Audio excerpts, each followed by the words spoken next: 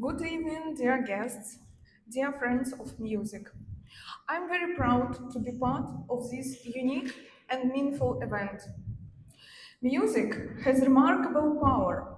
It crosses borders, overcomes language barriers, and speaks directly to human hearts.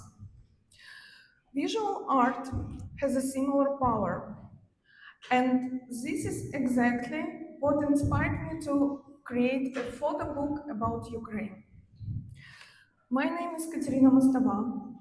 I'm a photographer, sociologist, artist from the city of Luhansk.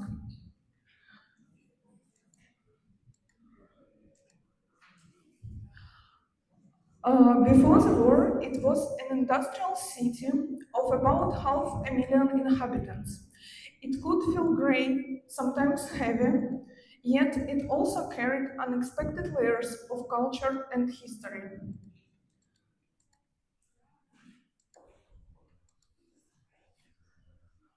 Looking back, I realize how fragile normal life really is, and how easily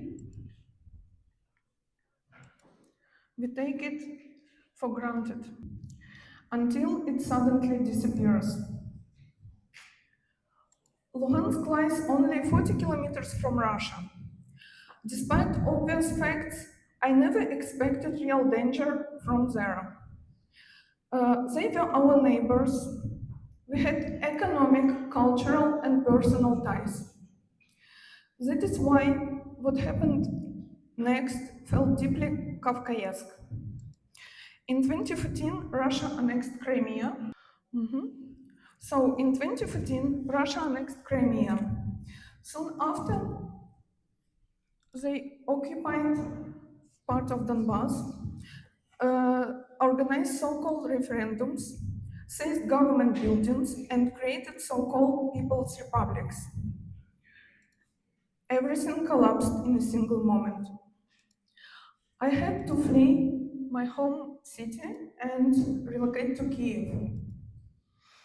In February 2022, Russia started full-scale invasion, and a year after, I relocated to Luxembourg.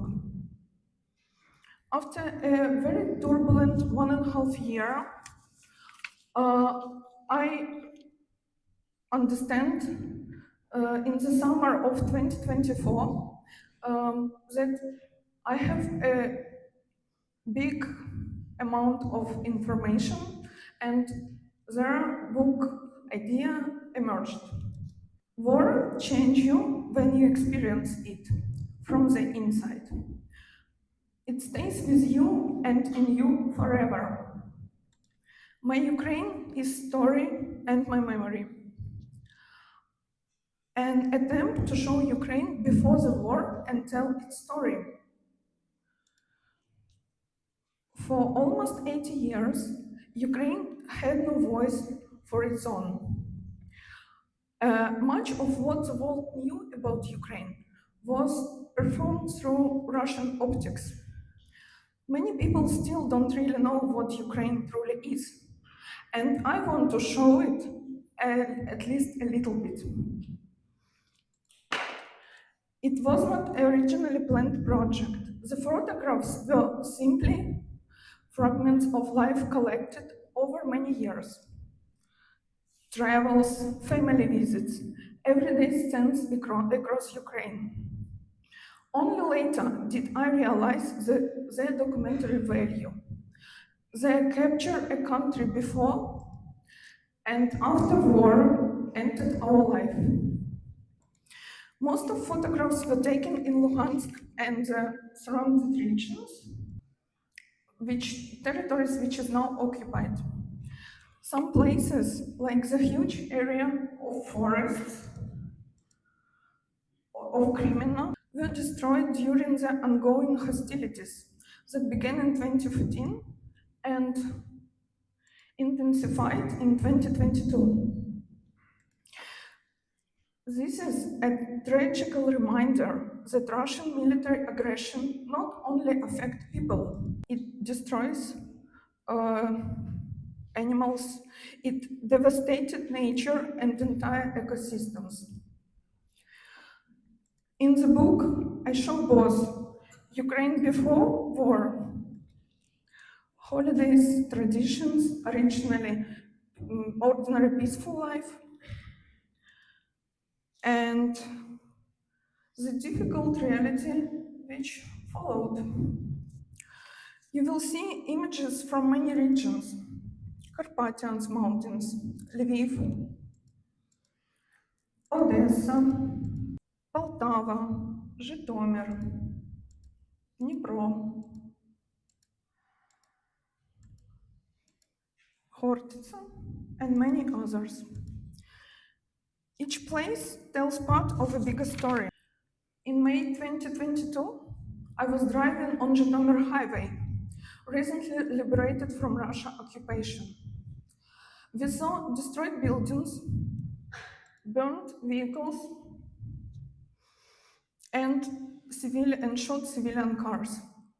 We also passed Dobro Park, a large family park near Kiev that we loved visiting before the invasion.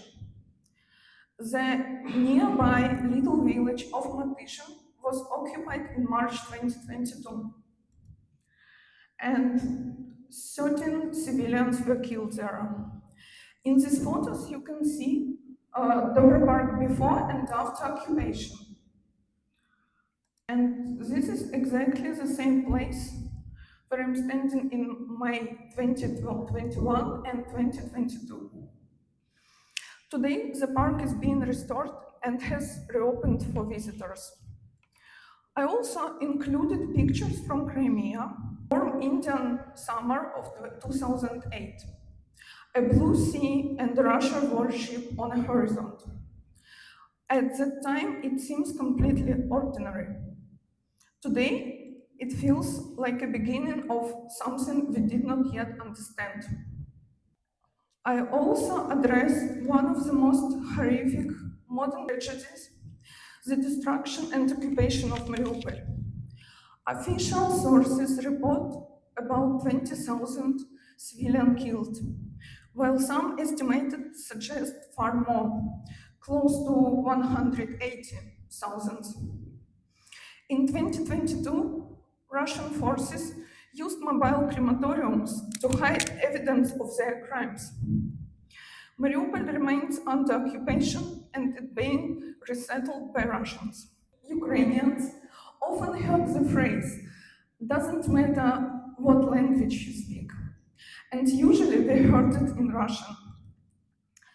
On these pictures, right after occupation, city signs are replaced to remove Ukrainian.